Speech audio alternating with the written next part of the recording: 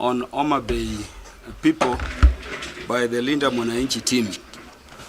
The content of the press statement I'm going to read is to confirm that that violence and the 16th August rally was solely funded by President Uhuru Kenyatta.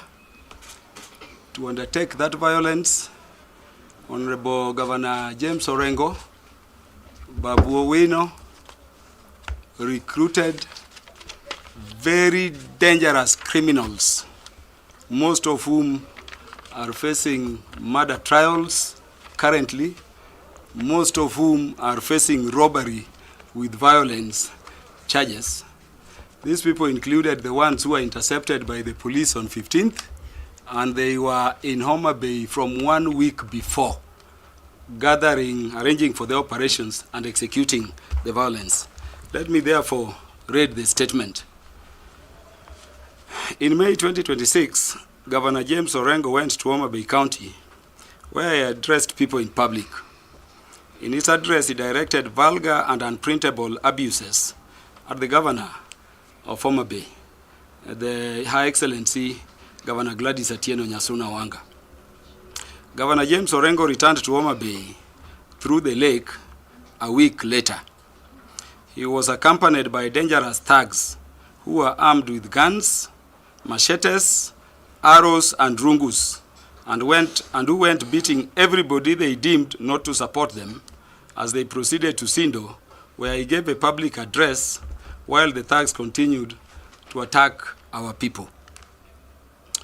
On the third occasion, Governor James Orengo returned to Homa Bay accompanied by the same dreaded thugs and hardcore criminals who were armed with guns, machetes, arrows, and rungus. During his public address at Homa Bay Market in Homa Bay Town, he hurled unspeakable abuses at the governor of Homa Bay County, Her Excellency Gladys Wanga, and the elected leaders of Homa Bay, including those serving in the National Executive.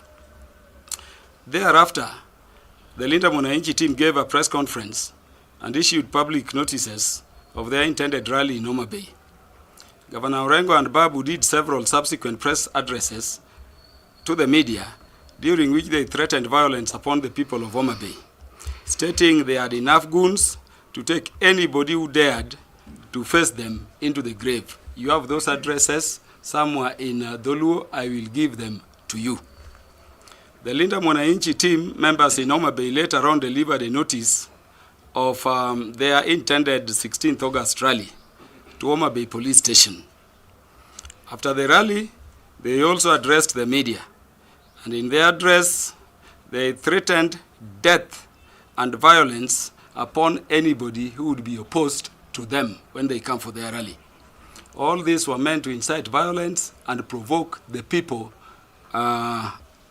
before the rally.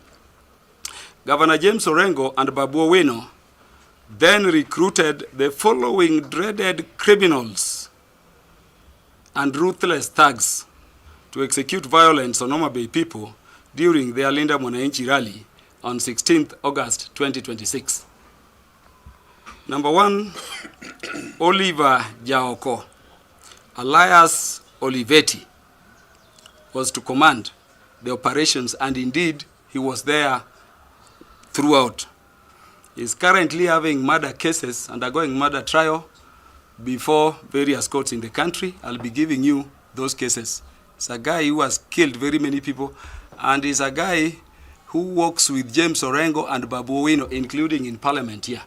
He's the guy the DCI said jumped out of the vehicle which was intercepted headed to Homa Bay from Kisumu through the window. That I will also be confirming to you is a pretense. The police know where he is. Lennox Omondi, who is always with James Orengo and also blogs for him. There is a gentleman, a thug called Vincent, but also called Mungiki, from Manyata Estate in Kisumu. There is Otusa from Manyata Estate, Kisumu. There is one called Chumbinyiri, a well-known murderer from Manyata, Kisumu. There is Mose, another well-known murderer who has undergone several murder trials and is still undergoing some, also from Manyata, Kisumu. There is Omar from Kondele, a person who has been accused of robbery with violence and is currently facing trials for robbery with violence in several cases across the country. There is Owele Commander. There is Eze from Nyalenda. There is Festus, a well-known murderer currently in hiding, having multiple cases also and undergoing trial. There is Charo, currently having multiple murder cases. There is Ferrari from Baraka, Manyata, Kisumu. There is Aguambo from Baraka, Manyata, Kisumu. There is Lawi from Kona Mbuta, currently selling bang at that Kona Mbuta in Kisumu. There is Brown from Nyalenda. Kings from Nyalenda is a boxer. There is Aguati from Manyata. There is Roba, who is working at Berlin Lounge. There is Dabo D, Kaloleni. There is Obobo from Kondele, Kisumu. There is Odoyo Small, Koyango. There is Boy Samba from Stage.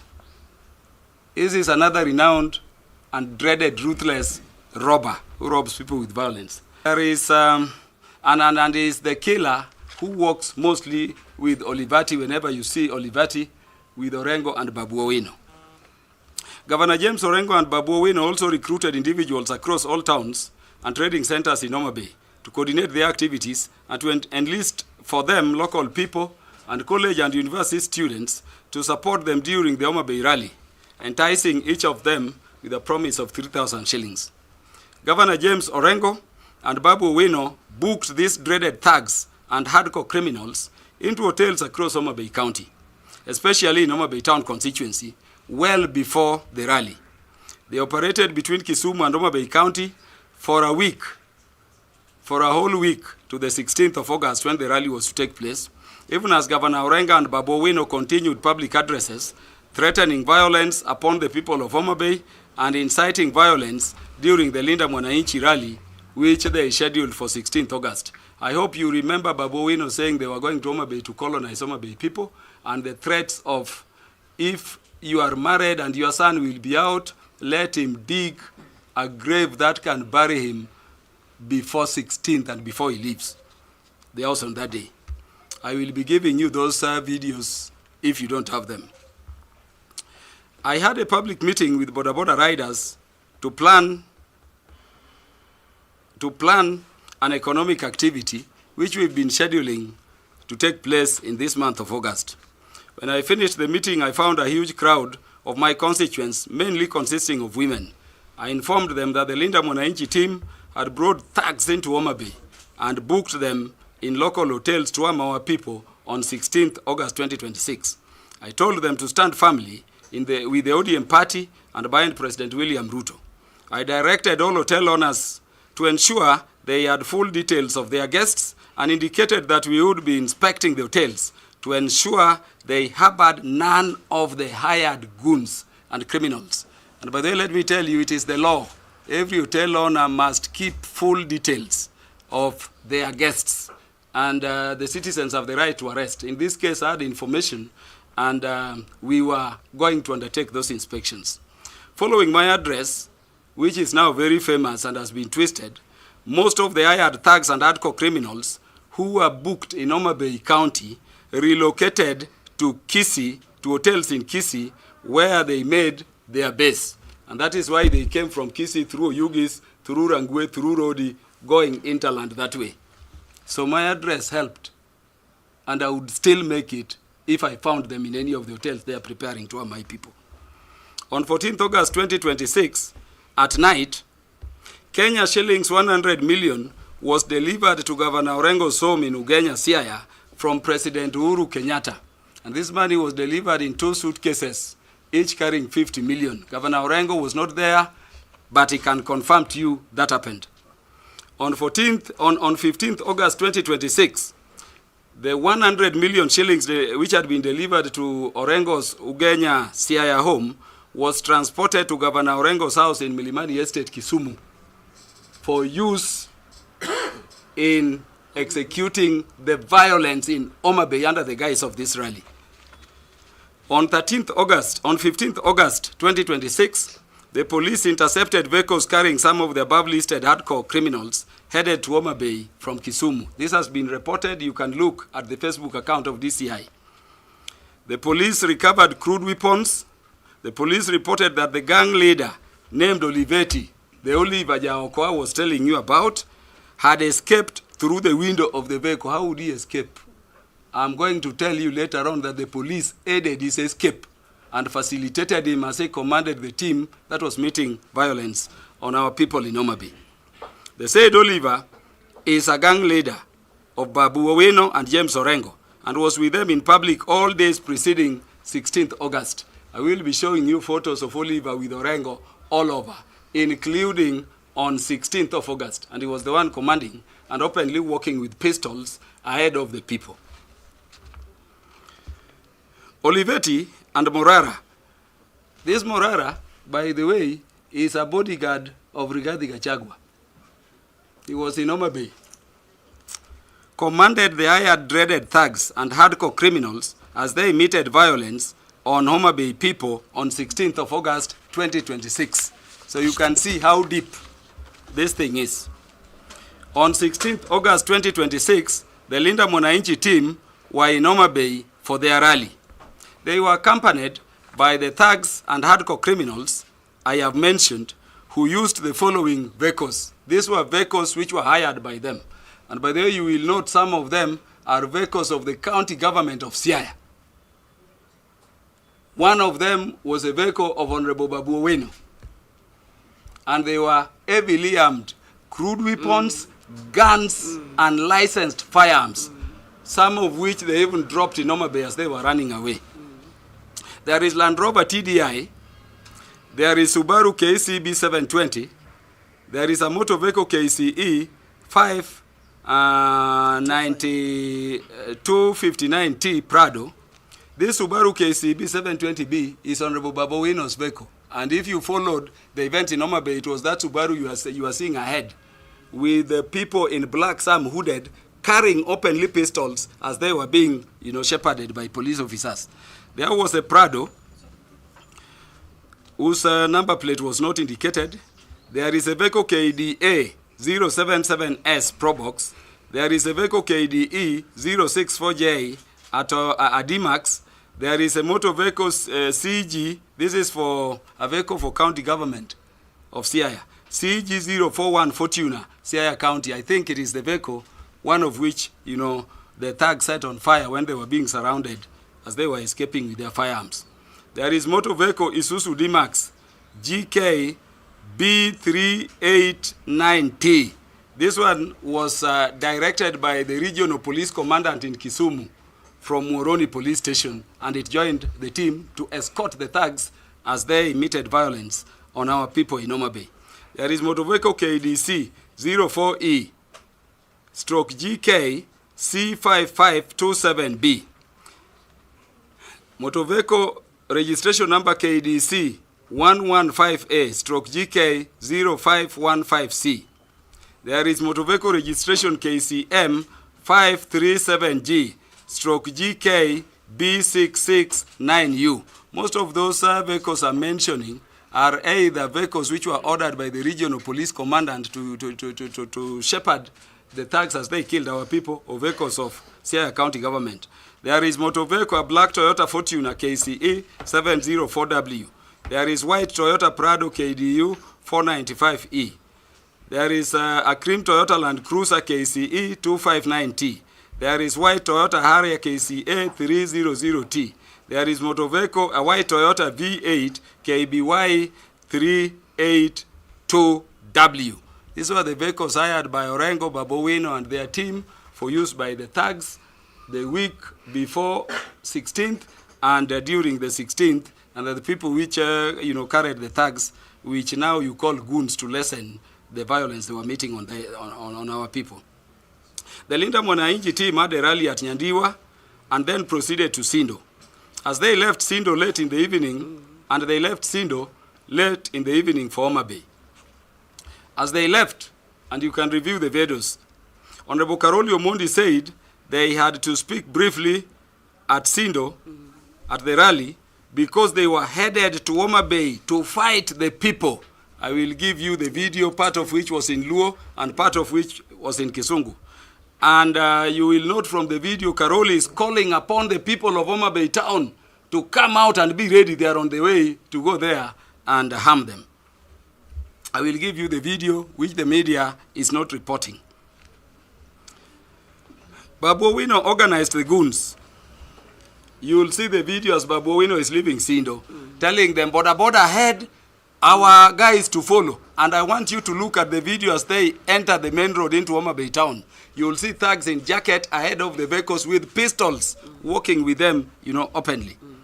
So he organized the goons to march into Homa Bay town, saying they were proceeding to storm Homa Bay town to fight the people whom now he is calling goons.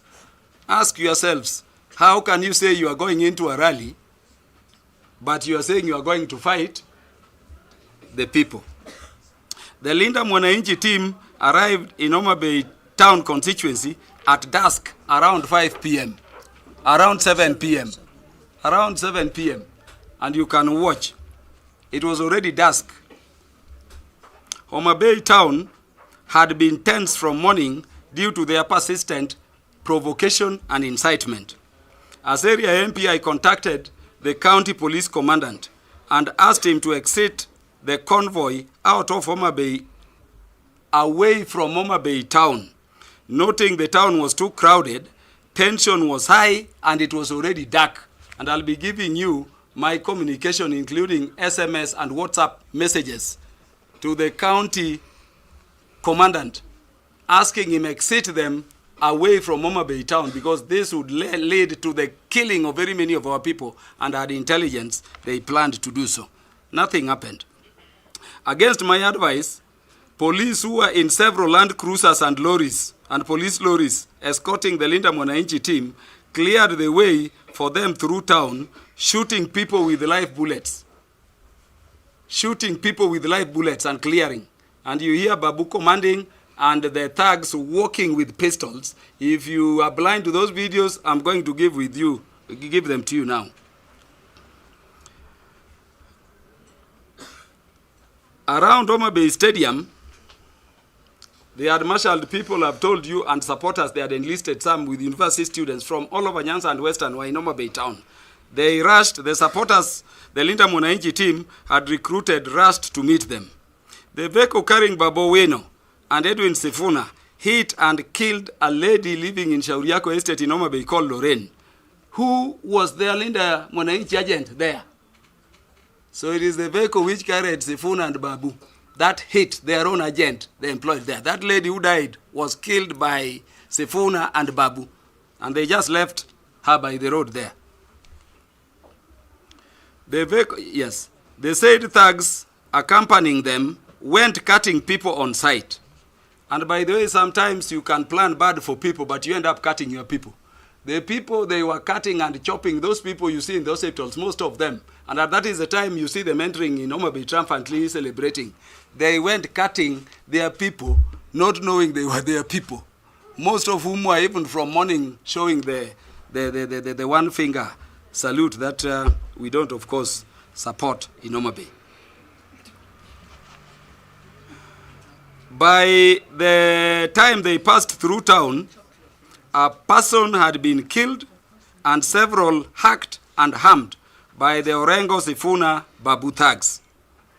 They were deliberately slow as they went through town, as the thugs meted out violence on the people of Homa Bay town in the night. By the way, look at the speed they covered from Sophia just to the corner.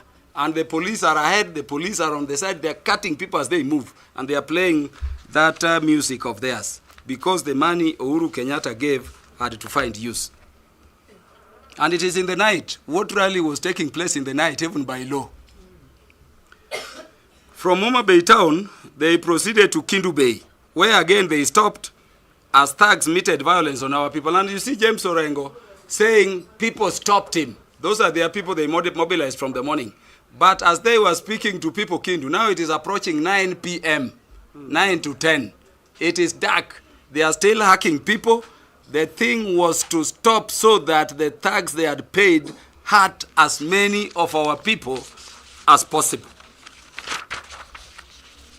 Throughout their journey in Homa Bay County, the Linda Mwananchi team had the full support and were escorted by lorries and land cruisers of police, including GSU officers. Review those videos. Behind them were 4 lorries. Ahead, actually 3 lorries. Ahead, 2 lorries of GSU. Then you have land cruisers.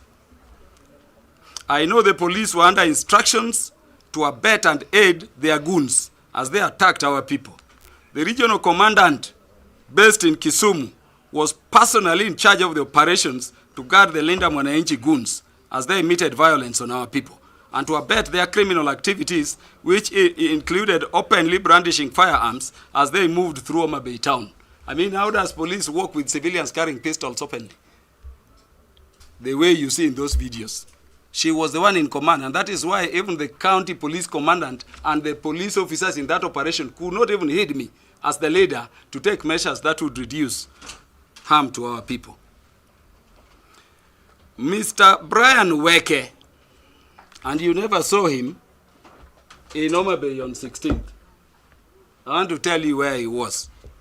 He met the regional police commandant on 16th and passed to our Kenya shillings 5 million for full police support as Linda Mwananchi team and goons killed and maimed our people. And by the way, after the regional police commandant received this money, she was now commanding the operations not from Kisumu, but she was taken to her home in Migori, where she was, commanding from.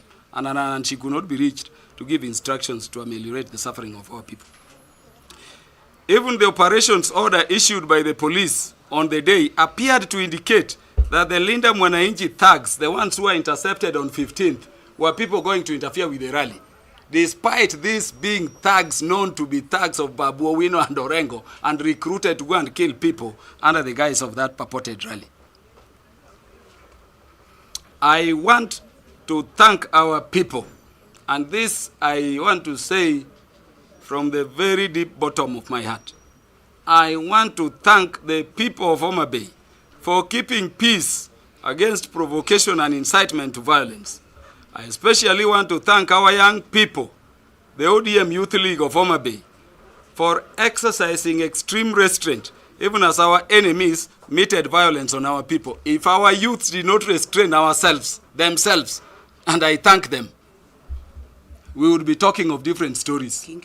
Our youths, thank you so much for keeping peace. And if you saw even the people who were in town, it was 2-finger salute and chants of 2-term. Nothing in the hand. If they did not exercise restraint, we would be talking of a different story today. We demand security provision for the governor of Homa Bay County, Her Excellency Gladys Wanga. The thugs had instructions from their principals to kill her on 16th August 2026. Her life remains under grim danger and threat. And if you look at even the posts they are making, they are still threatening. They are still threatening. So we are asking the state security apparatus to firm her support. We demand the immediate transfer from Homa Bay of the Nyanza, not from Homa Bay, but we demand the immediate transfer and removal of the Nyanza regional police commandant and all the officers who aided the violence upon our people. We don't want that woman in Kisumu aende where she can work for the people instructing her to hurt our people. And this I'm demanding should be done no sooner than we leave here. We don't want her in Kisumu. We demand the immediate and firm action against the Linda Mwananchi leadership for the violence meted against our people. We ask the state security apparatus, and I mean the state security apparatus, and they are under the Constitution. It is not just the police, including NIS, the state security apparatus, including KDF, to arrest, investigate, arrest, and prosecute Governor James Orengo, Honorable Babu Owino, Honorable Karoli Omondi, and Edwin Sifuna for planning, killing, and maiming our people under the guise of the 16th August rally.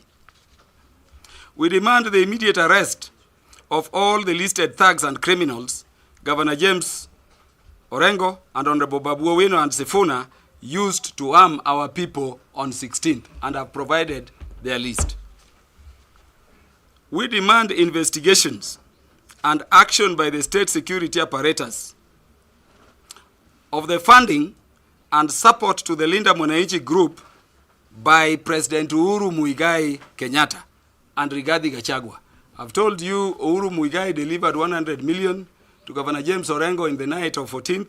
I've also told you that Rigathi Gachagua, that guy you always see around him wearing hoods, Morara, was in Homa Bay with Olivetti commanding the team that was killing our people. I thank you very much. I want to request my colleagues to make a...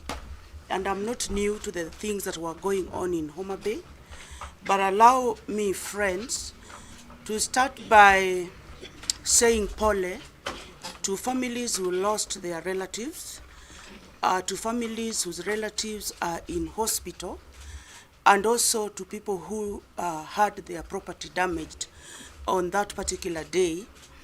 Any form of violence and whoever instigates it is completely abhorrent and despicable. We don't want violence instigated by whoever for whatever reason. Because when we do this, when people get hurt, people are now in hospital, who is going to take care of their bills? So we completely would not want any form of violence in whichever part of the country in this electioneering period. Having said that, my own governor, the Honorable Dr. Gladys Wanga, had given a statement to the effect that any person who wants to go to Homa Bay should go and have their activities in peace and leave. The same governor had actually welcomed the Linda team, Linda Ngowa, Linda Gachagua, yeah, and Uhuru. Yeah, she welcomed the Linda team to Homa Bay to come and have their rally and leave. What more can a leader do? What else did anybody expect Governor Gladys Wanga to do? And I hear somebody saying that it was Wanga, Kaluma, Ogindo who planned this violence. And they are not giving us, they are claiming to have an audio which they are not sharing with the public. That this audio has been sent to President, to Sujui DCI, to Sujui what. It is of public interest that you share this audio if it is genuine. If that audio is there, give it out as evidence to the public, not to kwenda if you don't go round and round in circles. We are also interested, we are stakeholders. In Homa Bay, I'm a member of parliament for Rangwe constituency. We want to know, even as we want to know, come up with the truth. If it was Gogo who organized, Gogo should be held accountable for her activities. If it is who organized, they should be held accountable for their activities. But why did the leaders in Linda Mwananchi keep threatening? We are coming. If you look at the Honorable Karoli's statement before they left their last station, he was saying, we are going to war. You are going to war with who? What Homa Bay? You are going to go war with who? The people of Homa Bay, where you come from? Seriously, this is very unfortunate. I've also seen it taking rounds that Homa Bay is a dusty town. Where? If the Honorable Karoli in his own constituency, for fear of reprimand by his constituents, because he's never in the constituency, he decided to follow Panya routes that go to the toilets with the Linda Mwananchi group. Who is to blame here? Because in every constituency there are Panya routes, and not all Panya routes are tarmacked. I want to talk about the work that is ongoing in Homa Bay by way of tarmacking by the national government. In any case, Rangwe is tarmacked almost everywhere where I come from. There is the dwelling of the in and out way into Homa Bay town. There is also the Lala Ruga Road is being tarmacked. The Nyalkinyi Imbo Road is being tarmacked. The Gor Mahia Ring Road is about 70% done. Rangwe Oboke Road from Rangwe is being tarmacked. Actually, the work is finished. Rangwe Ndiru Road is being tarmacked. Kadel Kanyathiang Road, Kilusi, Opanga, Ramba, Kadongo Road, Ramba Lida Road is under tarmac. Adiedo Nambakarabok is under tarmac. Agolo Muok, Seka Otati is under tarmac. Luanda Osodo Kanyakiamo is under tarmac. Nyabera Kona Koguta is under tarmac. Njeri Pala Road is under tarmac. Sindo Roads, which Honorable Kaluma, Honorable Karoli may not be aware, and it is in his constituency. The roads within Sindo town are earmarked for tarmacking. They are being tarmacked right now. Then we have Mbita, Sindo, Kiabuya Road. That's why we say Ruto two-term consciously. So, there are people who think that the president is not working. But it must also come clear through this media conference that even Ruto has his friends. Hate him, you are one term, you are 8th term, but there are people who are strongly two-termers. And strongly two-termers by dint of where Baba left us. Baba left us with Gor Mahia, Baba left us with Gladys Wanga, and Baba left us with Ruto. And that's where we are. I want to say this. If you are jealous of Honorable Gladys Wanga, the governor of Homa Bay County, because of her popularity among people, by dint of being the ODM chairperson, and also for the work that she's done for Homa Bay people, if you go to Nyawawa, in the middle of nowhere, in Homa Bay, you will find houses that have been done by county government for medical staff that work in that area. And anybody who is fearing Wanga, please brace yourself for a longer time seeing her, because Wanga is two-term and she's going to be re-elected. So just spare her for us so that she can serve the people of Homa Bay, whom she took an oath of office to serve. Another thing I want to say, so that I can give someone else an opportunity to talk. Wanga is unstoppable. I'm hearing people talk of tsunamis. Wanga is a tsunami, my friend. And apart from that, wakishikana na Ruto hivi, Homa Bay imeenda. And so has Nyanza gone in the basket of the Honorable President of the Republic of Kenya. The greater Nyanza. Come, you know, not everybody goes to the park to see the animals. Some people go to the park for the animals to see them. If you come to Homa Bay thinking that you have seen a crowd and now we were welcomed like nicely, they had come to see how misconstrued in ideas you are, even to start thinking that Ruto will not be elected. My friend, I can assure you, as Dr. Lillian Gogo, I'm a friend of Ruto, and you know I call him William. And William is going to be re-elected. Whether you harass Wanga, whether you harass Kaluma, whether you harass Homa Bay people, I can give you my word that Homa Bay, Kisumu, Siaya. How come Orengo has not taken Linda? Is Linda what now? Okay, whoever they are lindering, how come Orengo has not taken this Linda thing to his home county where he is the CEO?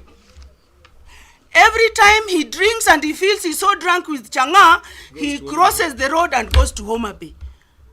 Nyatieng, what do you want from us? And you know, I am not threatening Nyatieng, but Nyatieng, we will deal with you. He's nothing. Yeah. I have said, so don't look for Gogo. Once I'm done, today I will be going to Rangwe. Anybody who is looking for me, I will be in Rangwe. But let Nyatieng not take Changa, and then he crosses by ferry, he comes to Chokoza Gladys, then he goes back. He comes and tells Gladys and printable words, as if women leaders, we care about panties. Not anymore. We used to be intimidated with panties earlier. But now, even if you tell me that I'm wearing a red panty, I will not cry. So let us leave our governor alone so that she can deliver her mandate to the country and to the Homa Bay people. I thank you. In which you are even asking for investigations of a former president of the country. So it's not light. The utterances which I've seen, twisted by the media without putting the full context are the subject matter of action by the NCIC, whose letter I've just received now. Actually, I received it while, coming here. And I've instructed for the writing of a response, the most important part of which is that I relish appearing before them, except that they have not transcribed what I said properly, and they have not translated it correctly. And tied to that, let me tell you, when in the political space we say we'll deal with you, as Honorable Gogo has just mentioned, we'll deal with Orengo here. As politicians, we deal with you politically. Mm-hmm. We deal with you. Mm-hmm. I'm a very popular MP. I saw Babu Owino saying he can command people to some very bad jokes. It's too small for me and for my people. If you've been to Homa Bay, I'm a member of parliament. Wherever I am, people come in droves. In fact, my home is full from 5. The day I saw Governor Orengo saying that I'm meeting goons at my home, I'm going to give you the photos of the goons I was meeting. Women from across the constituency were in my home, seated on the ground. Those are the goons. Those are the goons. Okay? I, together with Governor Gladys Wanga, were at home. And I can tell you, if you don't know Governor Wanga, if you don't know CS John Badi, if you don't know PS Raymond Omolo, and how popular they are in Homa Bay, go with them to Homa Bay. You literally stop people from coming. And that is what I was telling you. Even when we were planning the economic activity with the border, people came. Can you get the whole photo of where I was speaking? Would I be so foolish to say we are going to eliminate anybody in such a public arena? And by the way, you take it for granted, but I think I'm far, far sharper than Orengo and Babu combined as a lawyer. If you doubt it, go and look at our degrees at the university and what we came out with. Yeah, so that is the context in which I spoke. But I've explained in this press statement why I said that hotels ought to ensure they know the guests they are hosting. And this is a requirement of the law in the Counter-Terrorism Act. Are you people forgetting that the people who bombed the U.S. Embassy, the people who later bombed Westgate, prepared those bombs in hotels? So we made a law requiring hotel owners, even if you go with a girlfriend, their details will be given there. I was enforcing the law when I told them, ensure you have the details. Are you people here forgetting that the citizens have the power to arrest? As a representative of the people, once I have cogent information, and the police confirmed it by arresting people who are coming and displaying even the crude weapons they were coming with to Homa Bay. And by the way, I'm deliberately not giving details of the hotels where they were, because I protect also the business of our people, because they are giving jobs to our many people who are so many of whom are not employed like other Kenyan youths. But citizens have the right to arrest. And I can tell you, when I made that call, those dangerous thugs, most of whom are here, relocated to Kisii. I will be giving you the hotels they went to. And that is why they now came through Kisii, coming to Yugis Rangwe, going that way. And so it is a call I would make if bad people are harbored anywhere, take occupation of any premise to, plan or execute the harming of our people. That one I will always do. I hope I've responded to all the questions. Yes, I've told you that we are not talking of incompetence here. I'm going to give you this statement. If you never listened to it, properly. I'm telling you that the police were compromised by Linda Mwananchi. I've even given you details of the amount of money that was paid to the regional county commandant, and I've called for immediate removal from Homa Bay, and I'm damn serious about this. And everything, I'm from Nyanza. If you looked at the videos with those people, didn't you see lorries of GSU officers behind and in front? Didn't you see Land Cruisers? By the way, a total of 7 of them, 5 of whom were with them, 2 remained at Kindu Bay, and that is why they were going back through Kindu Bay. And didn't you see the police with all these people as they walked through? You know what I mean? Where do you do that? Where do people, civilians, walk with pistols, non-police officers commanding people to come and walking freely the way you see that you saw them in the videos? If you don't have the videos, I'm going to give them to you. And the police never arrested them. Let me ask you, if you see the videos of these people entering Homa Bay town, where they are jubilating, if you can see it, who are those who are surrounding them? Were they our people? Those were people who rushed to meet them. And I've told you they even killed their own agent in that area, the lady called Lorraine, who was hit by the car Sifuna, and Babu Owino were in. And then they just left there. To date, I can tell you have very many students who came from as far as Kisumu, Western Kenya, stranded in the villages in Homa Bay. Stranded in the villages. I picked a vehicle from a school in my constituency to take some and have them dumped in Kisumu so that they find their locations. That is how they have mistreated them. Because even the money Sefuna, Orengo, and Babowino promised them of 3,000, they left without giving them. So students are stranded.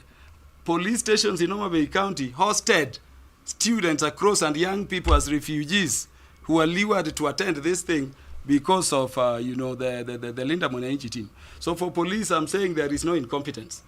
For police, and I'm raising this, I hope the president will review this video and may hear me asking the state security apparatus to investigate these things.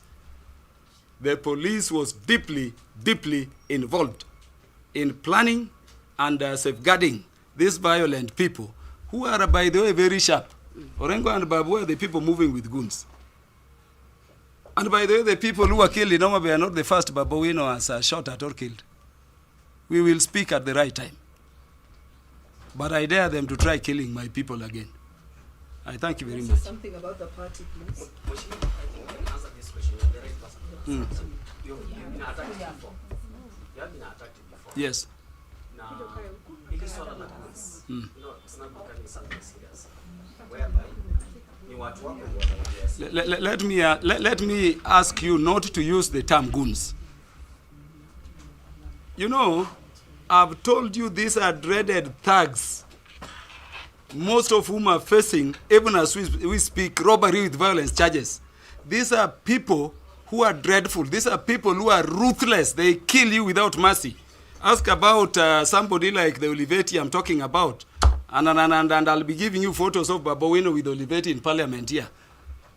Several times. I'll give you photos of Orengo everywhere he's going with this Olivetti. Why don't you also ask, why is it that it is when they were coming to Homa Bay that there is this app, there is no goons in Homa Bay. I can tell you if there were goons, your media would have reported them. Those were people who are resisting the provocation and the incitements by Orengo and Babu.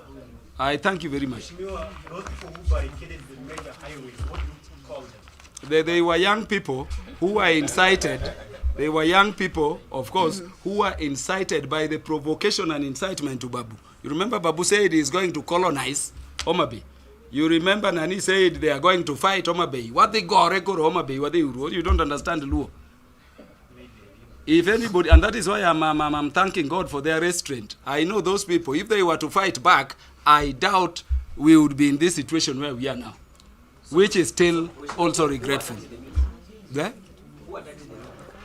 The goons of Babu Wino and others, they are the ones who are working with them. And the issue is, how would the media be attacked when they are surrounded with the police officers, with people walking with firearms all over? You know, these people came to Homa Bay, I can tell you now, so that they provoke our people and we attack people like Sifuna. So that Western Kenya, for instance, are told, your son has been beaten up. This is the political choreography of Rigathi and Orengo. When we refused to do so, they had to go doing their things. For the first time, you saw Mike move his Sonko in Homa Bay in a Linda Mwananchi rally. In which one have you Have you seen him before? And do you remember his statements about the banning of vehicles of ODM the other time? Yeah. And for the first time, you see vehicles banned all over. How could vehicles with guns, vehicles surrounded by armed people and police be banned there? That's why I'm asking for investigations. They banned them. I think a question has been asked about the party. Candidates who do not belong to the party from going to the strongholds of ODM. First of all, I'd like to say that Honorable Orengo, Honorable Babu, Honorable Sifuna, currently as it is, those are members of ODM. And I would also like to state that in its existence for the last 20 years, ODM has stood firm in its fight for democracy. ODM has stood firm in its fight against violence. ODM has stood firm in its fight to ensure that Kenyans are free to move anywhere and to campaign anywhere, as is declared or stated in our constitution. So I'd like to categorically state that even in this coming year of electioneering, ODM still upholds those virtues, and ODM states and will stick to ensuring that every Kenyan can go anywhere and can campaign anywhere so long as they do it peacefully. And as members of ODM, we will also ensure that we stick to those rules. Thank you very much. Yeah, just one question. Just want to know.